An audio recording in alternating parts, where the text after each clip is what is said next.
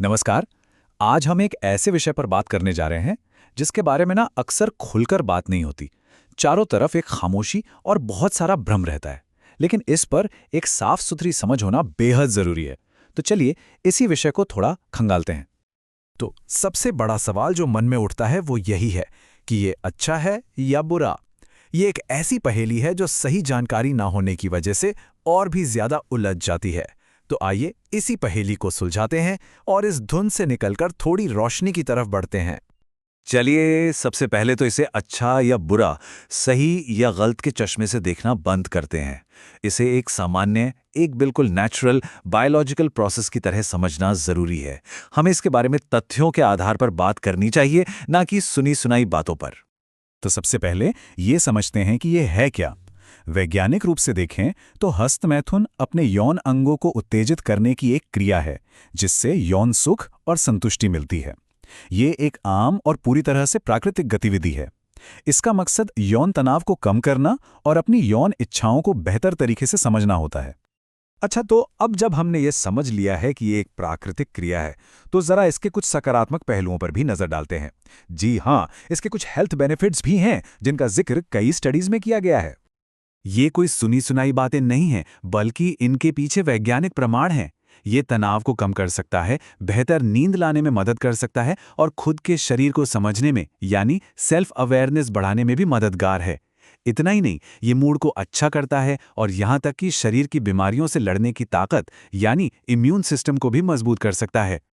अब सवाल यह है कि ये सब होता कैसे है। इसके पीछे का विज्ञान बड़ा दिलचस्प है। इस क्रिया के दौरान हमारे शरीर में डोपामीन और ऑक्सीटोसिन जैसे हैप्पी हार्मोन्स रिलीज होते हैं। इन्हें लव हार्मोन या फील गुड हार्मोन भी कहते हैं। ये हार्मोन्स सीधे सीधे तनाव वाले हार्मोन यानी कोर्टिसोल को कम करते हैं, जिससे एक मानसिक शांति और सुकून का एहसास होता है। और हाँ, ये सिर्फ थ्योरी नहीं है, इसका सबूत भी है।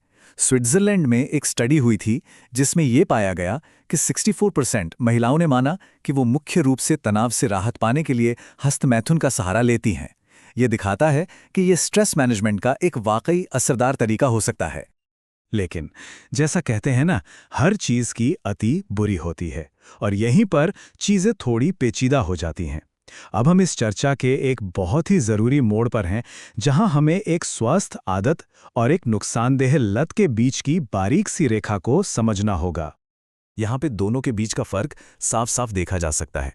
एक तरफ है संतुलित आदत जो तनाव कम करती है और खुद को बेहतर ढंग से समझने में मदद करती है, मतलब एक हेल्दी एक्टिविटी।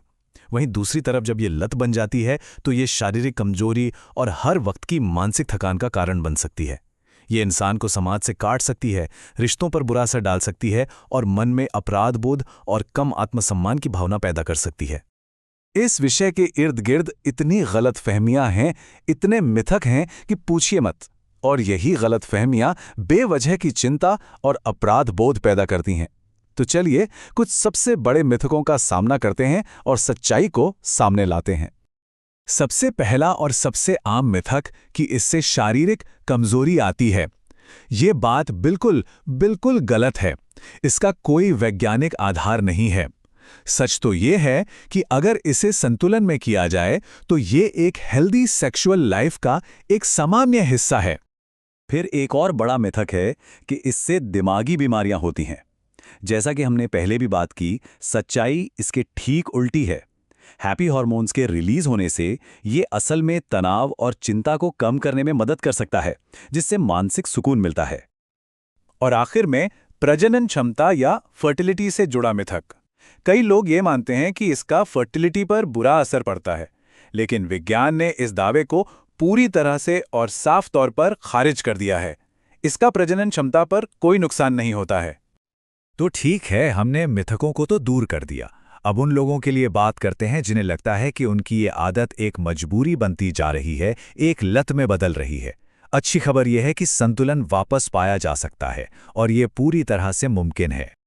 तो करना क्या है? सबसे पहली और जरूरी चीज है मजबूत इच्छा शक्ति। ये तय करना कि बदलना है। फिर जब भी ऐसी इच्छा हो तो अपना ध्यान कहीं और लगाएं। कोई किताब पढ़ें, कोई हॉबी अपनाएं। ऐसी चीजों से बचें जो इस आदत को ट्रिगर करती हैं, जैसे कि पोर्नोग्राफी। ध्यान, योग या प्रार्थना जैसी चीजें भी इच्छा शक्ति को मजबूत करने में मदद कर सकती हैं। और हाँ, अगर ज़रूरत महसूस हो तो किसी डॉक्टर या काउंसलर से मदद लेने में बिल्कुल भी ना हिचकिचाएं। तो इस पूरी चर्चा का निचोड़ क्या है?